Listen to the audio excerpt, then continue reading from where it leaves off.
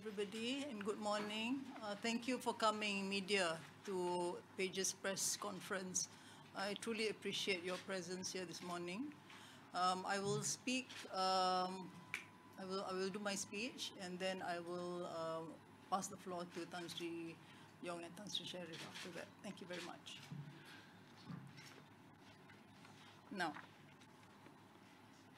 Now, challenges faced by parents began in May this year when schools that offered full dual language program or DLP were forced to switch to non-DLP overnight.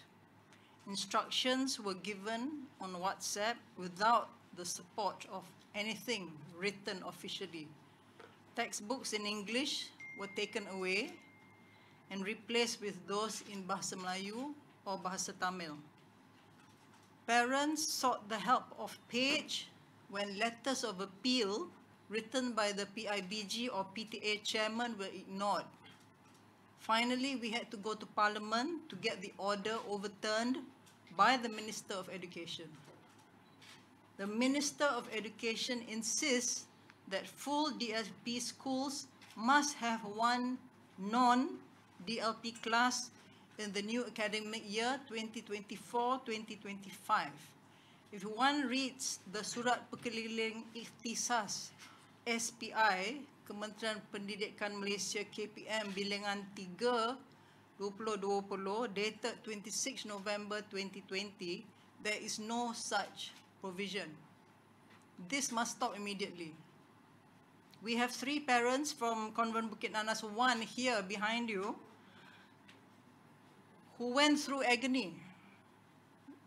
Please feel free to speak to them, Puan Nila, Puan Elisa, and Puan Mawar, who are here to give support to other parents who will face the same predicament if the Minister of Education insists on continuing to restrict the expansion of DLP. The 3 ladies are at the back if you would like to have a private interview or chat with them later. On November 23rd, 2023, the Prime Minister spoke of wanting student proficiency in English improved while mastering Bahasa Melayu, and that learning both languages should not be a zero-sum game. He wants to make it compulsory for students to master both BM and English. The DLP is exactly that and more. It is a crown jewel. The objectives of DLP, as stated in the guidelines, are 3: to enhance English proficiency, to acquire scientific knowledge in its lingua franca, and to improve employability, yet ensuring BM or mother tongue is given significance beyond the subjects of science and mathematics. We have since written this memorandum here, seeking for full DLP schools to remain, expand DLP schools, classes, and pupils where criteria are met, which are contained in the SPI. We support the SPI. We have hand-delivered these memorandums to 31 cabinet ministers last Thursday and Friday. I have proof. All the ministers we have the stamps and chops of all the 31 ministries on 5 pages, I think.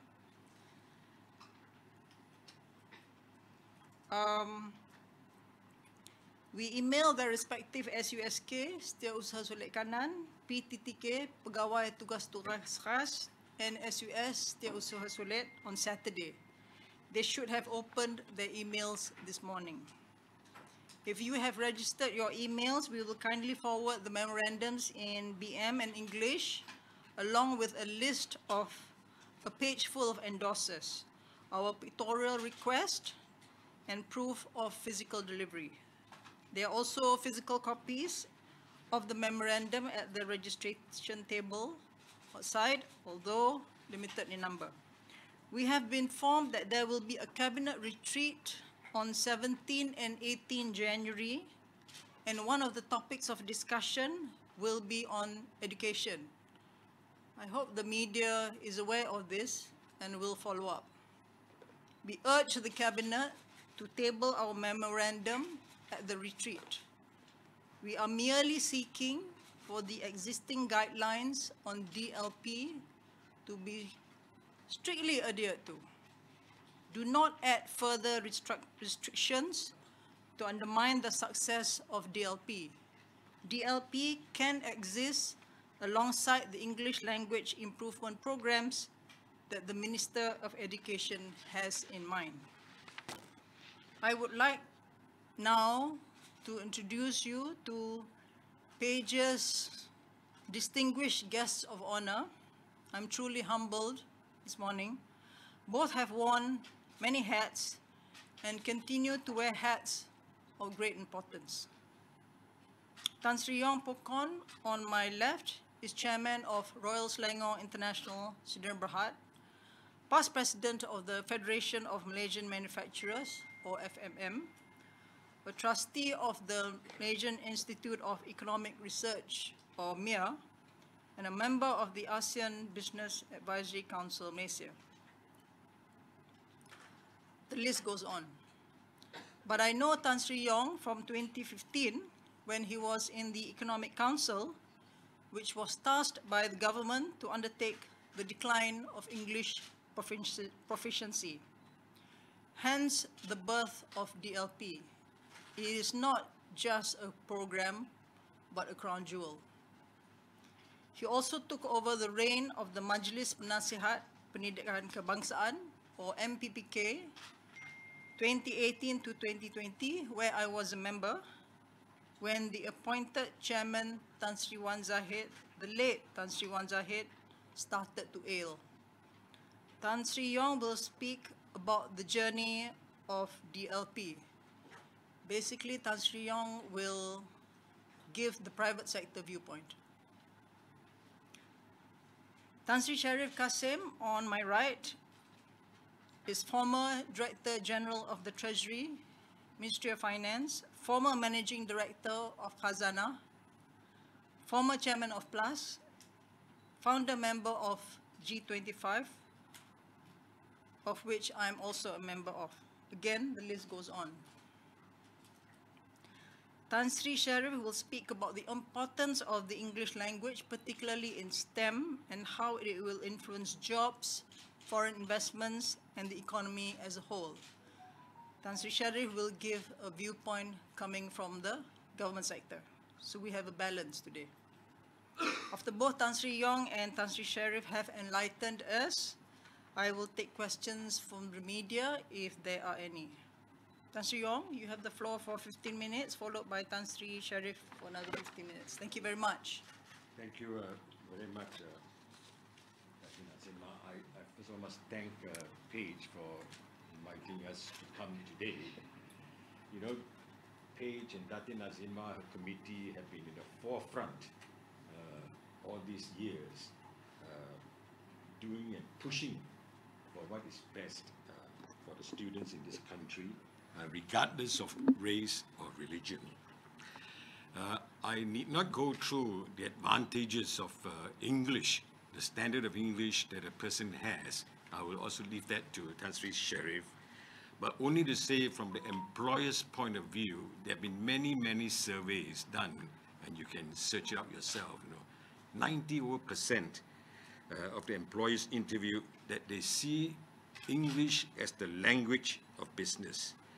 And more than 2/3 of them say that sometimes they don't employ a person because their level of English is not good enough.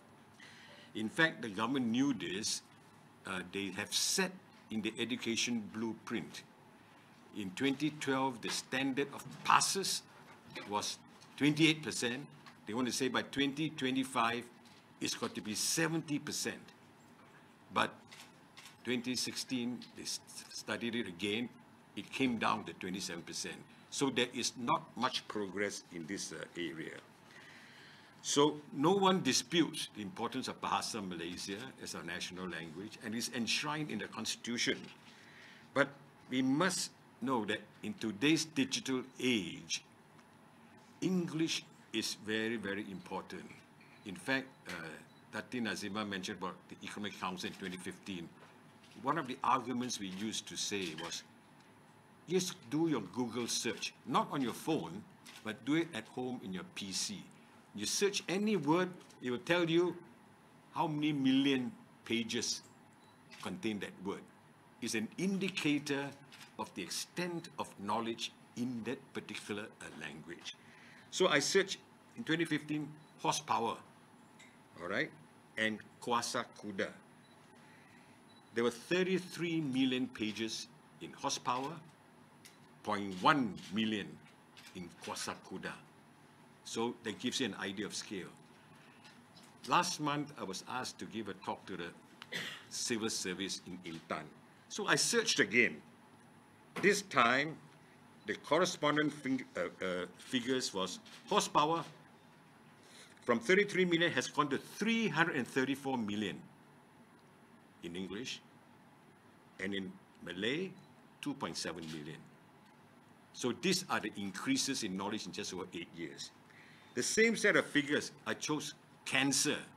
You can search it yourself. Cancer and K-A-N-S-E-R in Malay. 566 million versus 5.7 million in 2015. Then, last month, the figure in English was 6.1 billion. That means 6,100 million versus 56 million. This means that in 8 years alone, the knowledge explosion is more than 5 billion pages available in Google. And this is only one word, and we cannot continue to do translations because information explosion is going on. It is far more efficient for us to understand science technology subjects in English, especially in this borderless world. So with that background, Datin Azima has asked me to give you of what really happened in 2015. You see, there is the cabinet meets weekly on Wednesdays, the whole cabinet. But there is an economic council chaired by the Prime Minister with senior ministers, a few only 4 or 5, together with the Bank Negara Governor and the Chief Secretary to the government. And I was a fortunate only private sector member from 2013 to 2018. On the 19th of January 2015, there was a discussion on the Economic Council about the declining standards of English in Malaysia, which is a very important subject. And it was decided at that meeting that a radical approach must be done to arrest this decline. So I was also in Bermuda before, and I knew that big things can happen if we get the civil service behind with the right persons to organize. So I took the first opportunity after that meeting to seek an appointment with the Secretary General of the Ministry of Education. At that time, it was Tan Sri Madina, who later on became the Auditor General. And I said, we must have a lab. And what is a lab? A lab is where you get a group of stakeholders, including like Page and the Federation of Malaysian Manufacturers and other educationists to come together. And she immediately agreed, made preparations, and on the 1st of June 2015 was the beginning of the Pemandu Padu Lab, where almost about 100 people committed to come every day for 2 weeks to work out various proposals on how to improve the standard of English in this country. So, you know that one of the big key was to extend the number of hours of English. We talked about extending hours in the afternoon and different combinations, but the solution after 2 weeks of serious consultation was to have increasing hours in English through teaching of science, maths, and technology subjects in English. So from 11%, one subject English, it becomes 35 to 45%. So this immersion in the English language will then give the students proficiency in English as well as knowledge of science and maths and other technical subjects in the languages well used. To me, it was a joy to see the Ministry of Education officers so enthusiastically pushing this, that when we presented it to the minister at the time, Tan Sri Mahyudin, the proposal was accepted to start with 300 schools and then later on roll out to the 10,000 schools in the country. Now, I'm convinced that without this interaction in the lab, the ministry itself may not be able to come up on its own with such a program. And I know that because on that day when this was accepted, the insider, a very insider, who is the Director General of Education himself, Tan Sri Khair, he himself put on his social media post, "Today is a defining moment for Malaysian education." Now it goes to show that even he himself had not thought it possible to arrive at this important policy decision. So this is the background that's important. And then 2 weeks later, they have another lab to go into the actual details of implementation. So from 2016, there were 300 schools, DLP. The following year, it became 1,200 schools. They were rolling out nicely, 1,002, 1,003. Then in 2020, it received a big boost when Sarawak said, all my 1,000 schools, one shot will join DLP in full. So it there becomes 2,259 in 2020. Now we can only admire how forward-looking the Sarawak government is in regards to the way they approach education without any emotional baggage, including even setting up 5 international schools, state-funded in the state.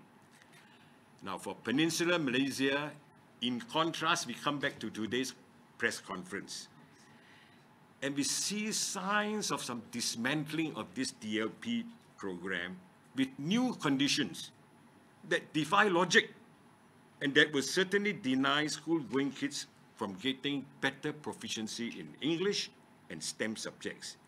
And we see the indefatigable, tireless Datin Azima and the committee continuing to battle roadblocks and hurdles put in the way in the past 1 year in the continuation of the DLP, let alone to say to expand the schools to other schools.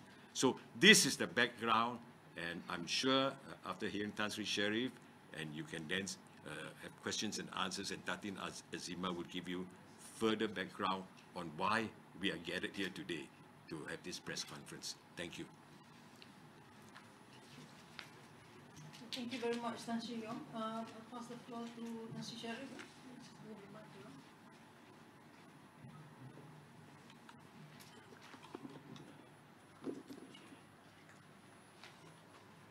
Good morning to all of you.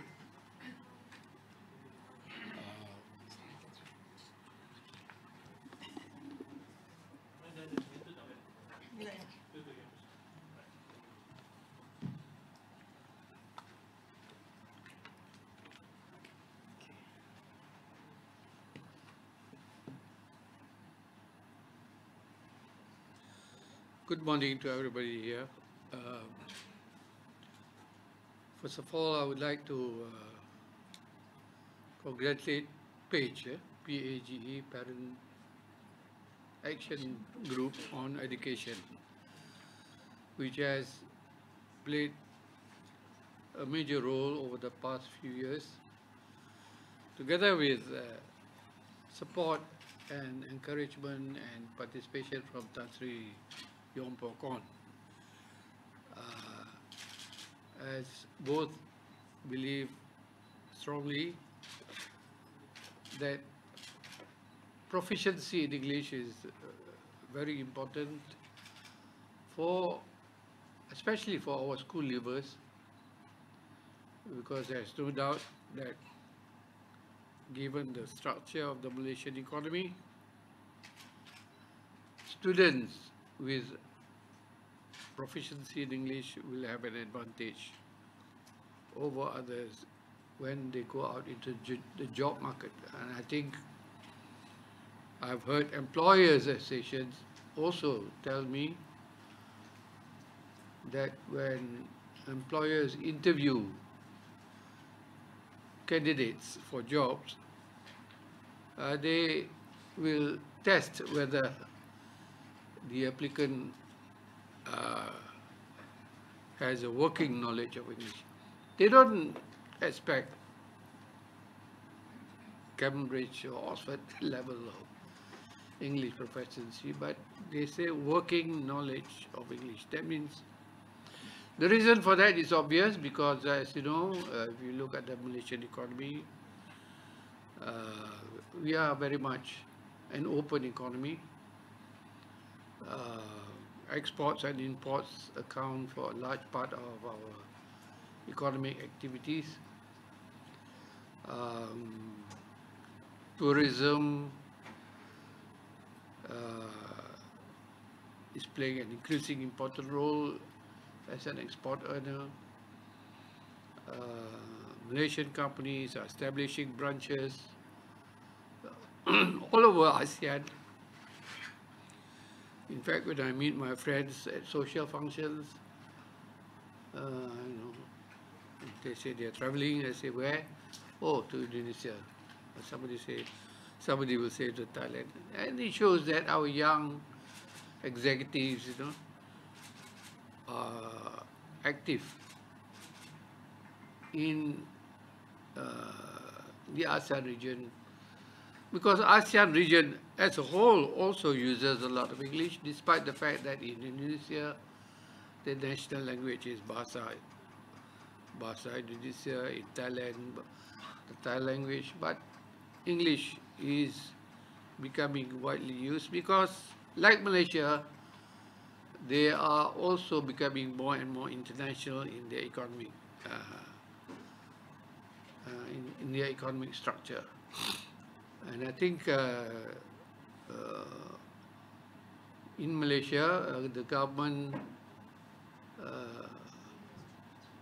realizes this, especially if you talk privately to the politicians in power. They acknowledge that English plays an important role in Malaysia's development. So I hope that the DLP program will continue to be an important factor in school curriculum, because I think there's no doubt that children must be exposed from young, from primary school, in order for them to develop an interest in the language. And also, it's also for their own future, because if they want to proceed to higher education, if they have ambitions to go abroad to study in Australia or New Zealand or UK, America, and I think it's a fact that most students who apply for scholarship, they want to go abroad. I know that because I sit on the board of YSID UEM. We give scholarships to students to study abroad. And almost everybody prefers to go abroad. Some rare exceptions, they choose to go to university. I think in Johor Bahru, they're in an international school. But the majority, almost everybody wants to go abroad, because they know that if they graduate from a foreign university, it opens up more opportunities for them to apply for jobs. You know, they can work in Malaysia, or they can work in neighboring countries, or they can work in Western countries. So I think we hope, we in G25 and also our colleagues in Page hope that the government will acknowledge that this is the choice of parents. I think parents also think that way. When they think of their children's future, they think of good jobs. And I think it's a fact also that even among Malays, we no longer look at the government for job opportunities. I observe, I mean, my own observation is that young Malays, they look more towards the private sector for employment. Especially those, you know, who are ambitious. They know that, you know, if they do well in the private sector, they can rise much faster than in the government sector. I mean, that's how the private sector rewards their good employees, those who are good. And to be good, I mean, it's a fact of life that to be good, to be able to deal with all customers inside, customers and partners inside and outside the country, you need a good understanding of English so that you can communicate, you can attend meetings, you can attend conferences, and you can be more useful to the company. I'll stop at that for the time being. Thank you. Okay, thank you very much, Tan Sri Yong and Tan Sri Sharif. Tan Sri Yong, Tan Sri Sharif, will you stay or will you leave as I take questions from the media? I think we'll stay for a while. Yeah. Stay? Okay, all right. Thank you for Unless staying. you want us to. No. Okay. For the media, we have the memorandums in Bahasa Melayu and Bahasa Inggeris outside. I think some of you would have taken it. If you leave your emails, we can also email to you the proof of delivery, to the 31 cabinet ministers, and maybe even the cover letter to the ministers. I don't know, if you wish. Just to show you. You can also scan the memorandum, etc. outside. We have a QR code outside. You can do that too if you can't wait for the email. So, is there any questions you have concerning the DLP?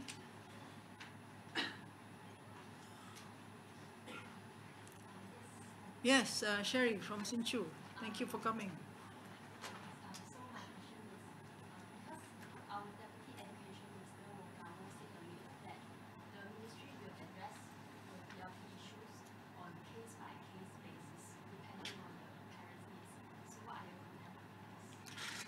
Yes, she did say case by case, and this was said in Parliament when the 5 schools were mentioned, including CBN1. Well, these 5 schools got back the DLP in English after that session in Parliament. It apparently was a case by case, but I'm not sure if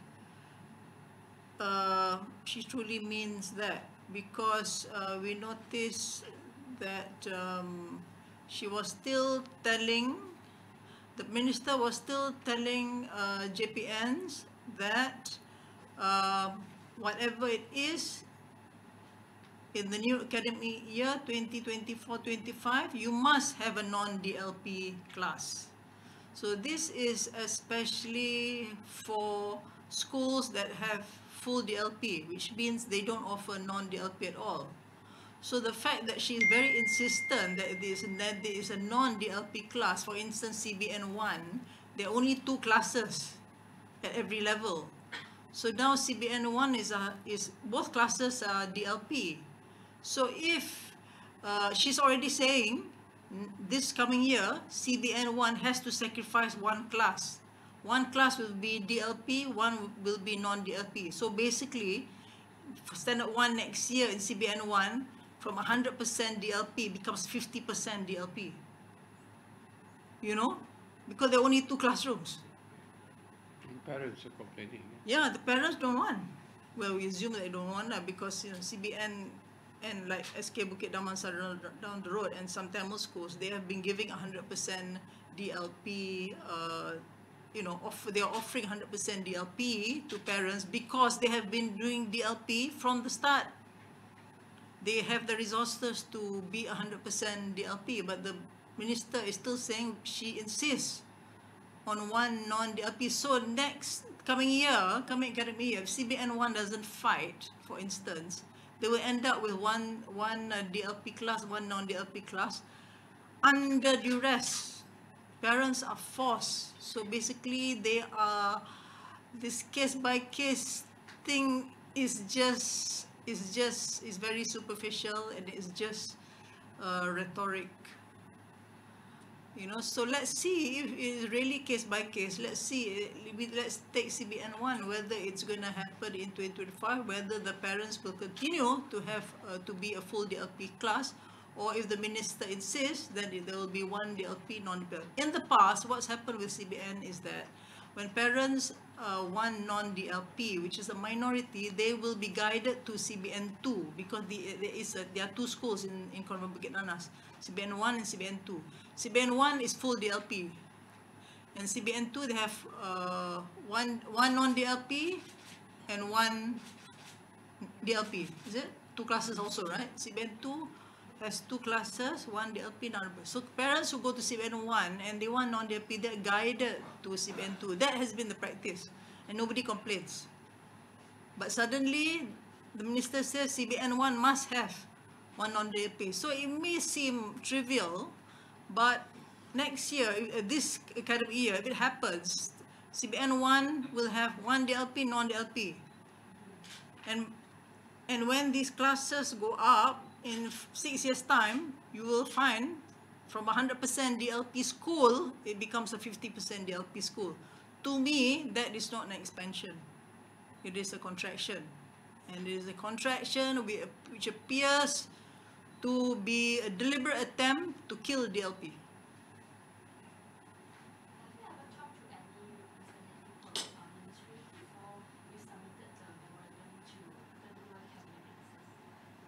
We have written many times to the Ministry of Education. I don't think they want to see us. In fact, Tan Sri Yong, as the head of the Majlis Penasihat Pendidikan Malaysia 2018-25, also wrote to the Minister of Education when she became minister December last year, and she also has not acknowledged our request to meet. G25 has also written to the Minister of Education at the same time, December, when she was appointed minister, and she has not acknowledged G25 request to meet. That includes Page. So I think it's as far as Page is concerned, I think how can she not acknowledge MPPK Tan Sri Yong, who led the MPPK, which is part of the Education Act, for 2 years, and refuses to meet him, and Tan Sri Sharif under G25. You know, I think these are very important people who have nurtured the education system indirectly throughout their careers, you know, to ensure that the private sector drives the economy and the government sector provides the support. You know, and as Page, I think we are probably the only organization that represents parents, and parents is an important stakeholder in the education system aside from students and teachers.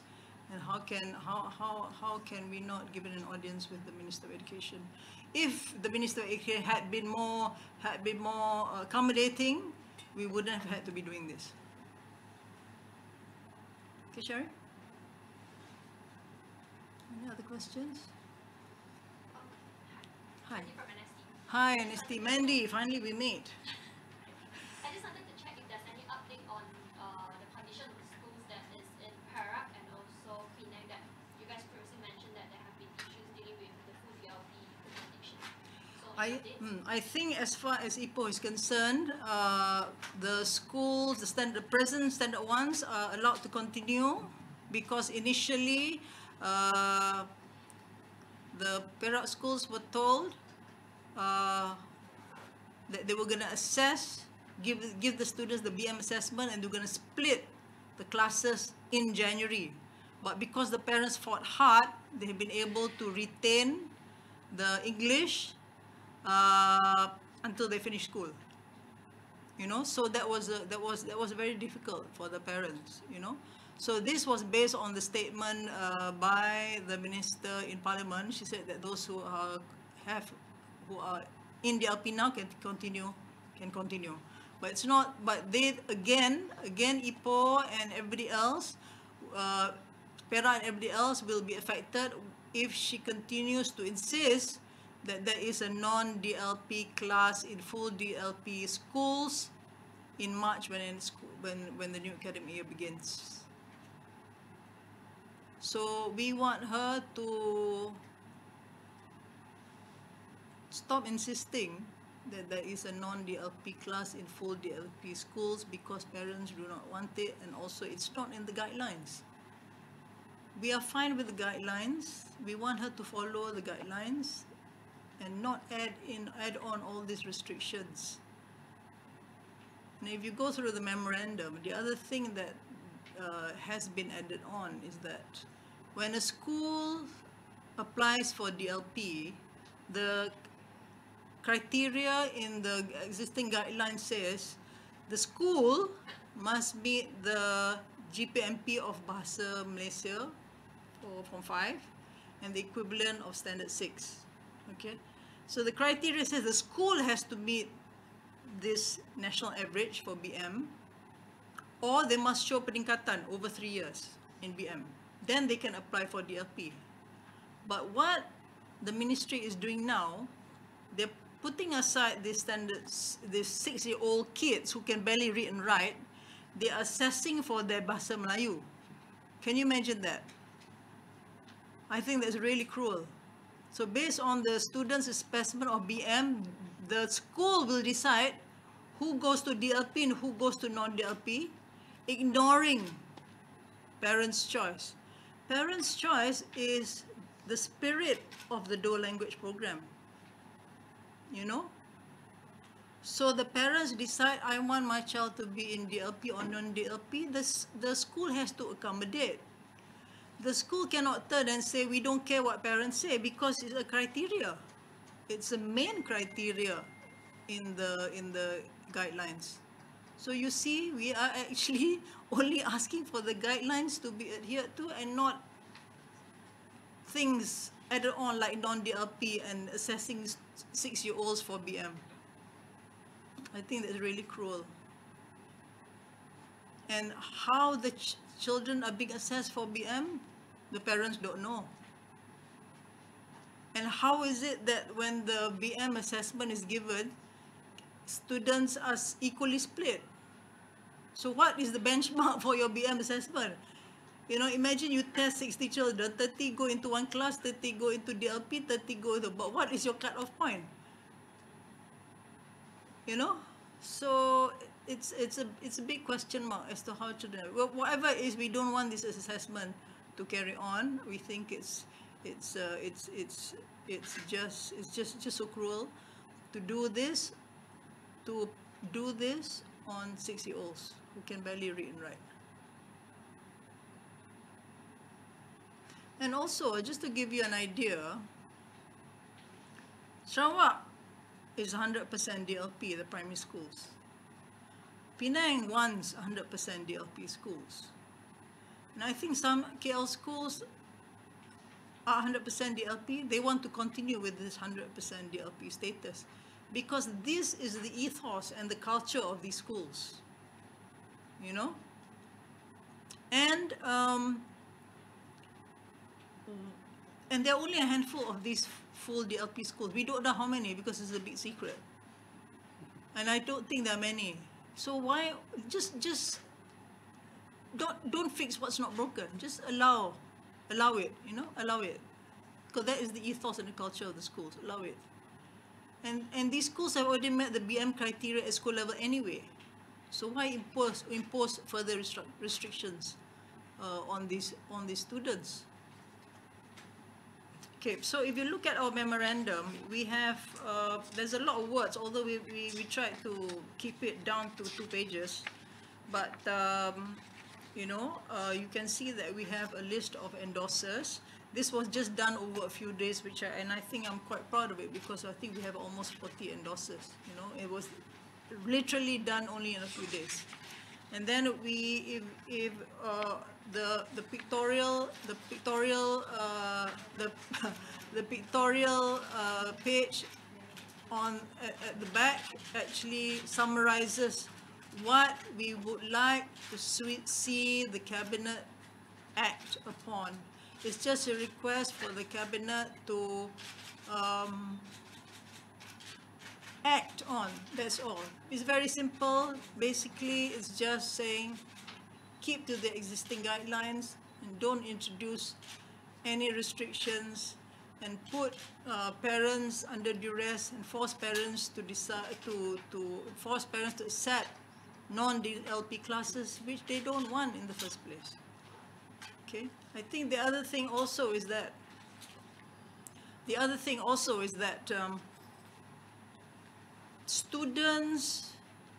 parents want DLP, but they are forced to be put in non-DLP classes. Imagine, parents don't want non-DLP for their children, but once they are put in non-DLP in Standard 1, they have to continue doing non-DLP until Form 5.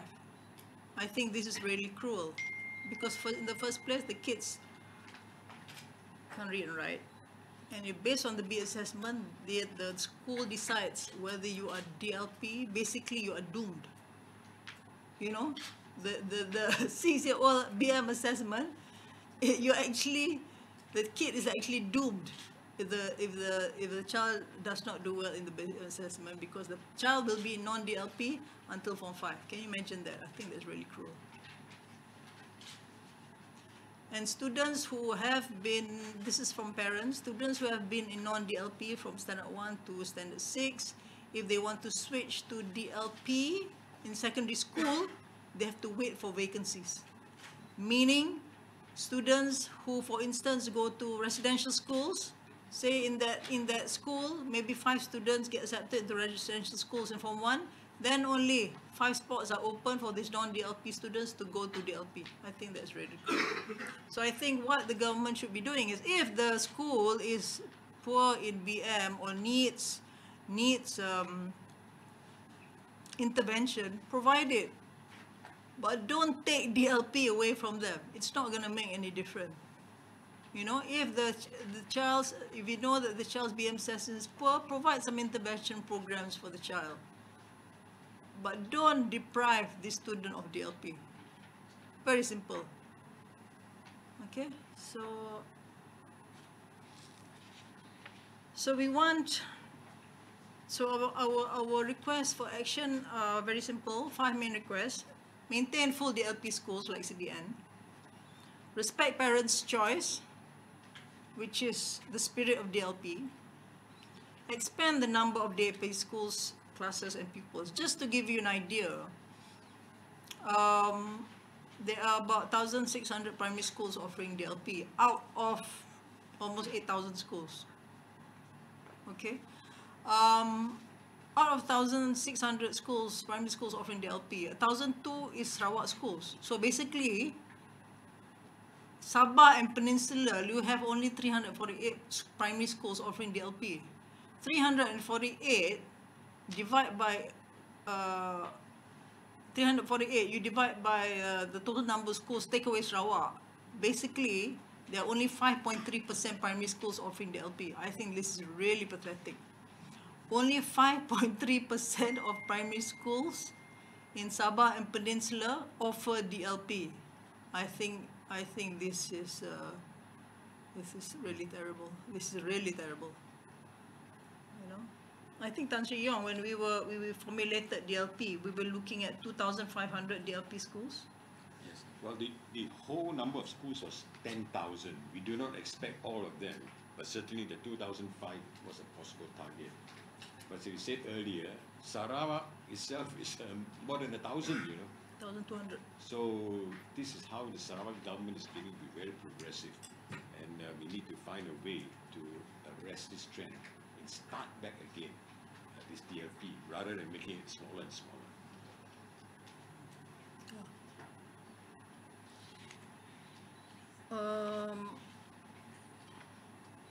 Avoid opening compulsory non-DLP classes in 2024 by force. This is what the Minister of Education openly stated in Parliament and also in media. And this is not in the SPI.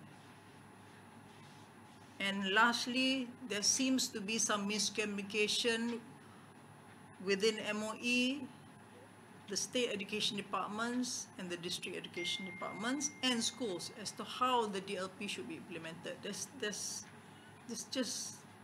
There's no one way of doing things. Everybody interprets the guidelines as they wish it to be, or they interpret it so that they avoid tindakan tata tertib. So, for instance, in the case of the 5 schools earlier, the principals know that non-DLP is not in the guidelines, yet they impose it on parents. Why? Because they are afraid of tindakan tata tertib. So I think principals have to be very objective, that you know, you cannot act on verbal instructions, even if it's from the Minister of Education. It has to be in writing, and it has to be properly thought out, and with consultation with parents, because that is the spirit of DLP. Any other questions? Yeah, Mandy? Just a quick clarification. So it means there's no official channels for the parents or for the school to oppose with the decision of them having to write? Yeah, because in the case of CBN, SK Bukit Amansar and the 3 Tamil schools, Vivekananda, Ladang Edinburgh and Segambut, all the PTA chairpersons wrote to the ministry, wrote to everybody they could think of, the minister, the state education department, head of state education department, and minister herself, the Sekolah Harian, BPSH, I don't know who else, everything they could think of under the sky, they wrote. But nobody received. Nobody acknowledged the letters, nobody responded, and which is why they came to Page. Fortunately, they responded to Page's letters. I think we use the media because we use the media. We are truly grateful to the media for helping us fight our battles. Truly.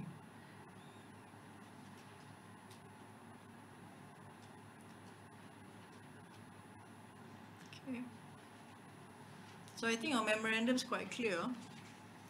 Please read through it. There's a lot of words in there, but it's actually quite simple because the font size is so big, so it looks like it's a lot.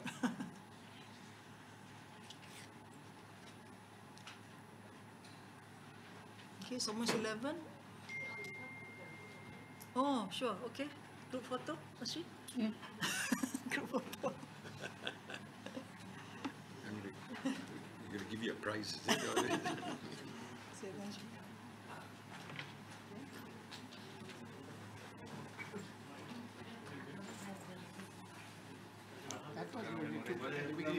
No, not group. Group belum.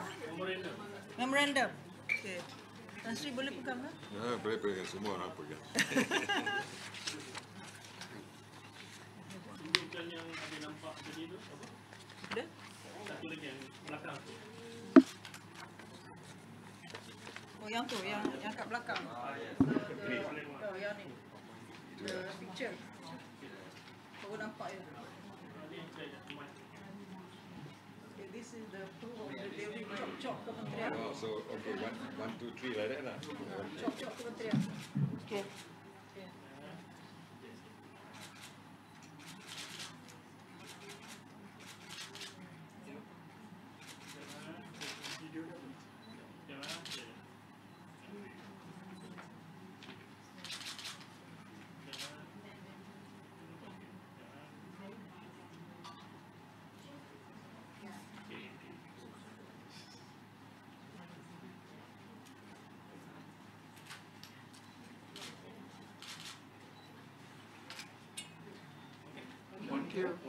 Wait. Take time.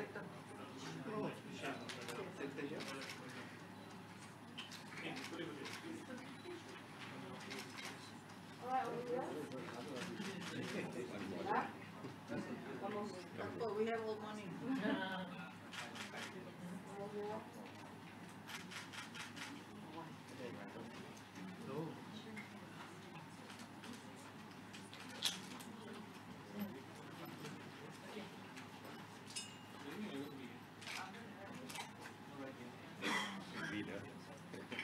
Close.